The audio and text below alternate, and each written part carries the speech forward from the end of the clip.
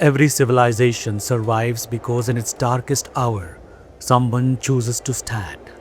In 711 CE, the land of Sindh falls. The armies of Umayyad Caliphate led by Muhammad bin Qasim established the first Islamic foothold on the Indian subcontinent. But Sindh was never the final destination. It was only the beginning. Within a few years, fresh armies marched east, from the deserts of Sindh towards Rajasthan, towards Gujarat, towards the very heart of Bharat.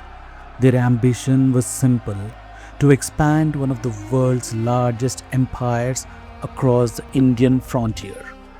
Kingdom after kingdom prepared for war. The future of a civilization stood at a crossroads.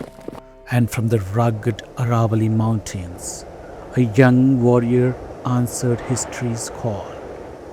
Bappa Rawal, raised among the hills of Mewar, forged by hardship, guided by sages, and devoted to Lord Ekling-ji, whom he regarded as the true ruler of his kingdom. For Bappa, the throne was never a privilege. It was a sacred duty. He understood what few others did. No kingdom could stand alone. The enemy that has crossed the Indus did not distinguish between kingdoms. So neither should those who defended Bharat. Ancient rivalries were set aside. Warriors gathered beneath a common purpose.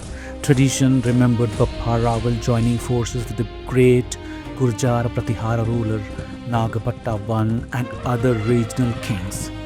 Together, they forged a wall of resistance across western India. Then came the storm. Around 738 CE, the deserts of Rajasthan erupted with thunder of cavalry. Thousands of horses charged across burning sands. Arrows darkened the sky. Steel met steel. The fate of western India was not decided by walls, but by warriors. The Arab advance was broken. Contemporary Arabian records speak themselves of a devastating defeat in western India. The dream of pushing deep into the heartland had been shattered.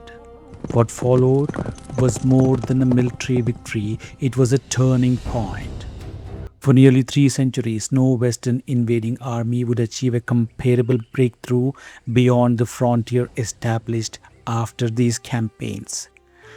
Those precious centuries allowed temples to rise, universities to flourish, science, philosophy, literature, sculpture, and Sanskrit learning to continue shaping one of humanity's oldest civilizations. Yet today, few remember the warrior who stood at the beginning of that story. His victories survive not in grand monuments, but in the civilization that endured. The Aravalli Hills still whisper his name. The fortress of Mewar still guard his legacy. He was not merely a king. He was not merely a warrior. He became the first great shield of medieval Bharat. Bappa Rawal, the man who stood when history demanded that someone must.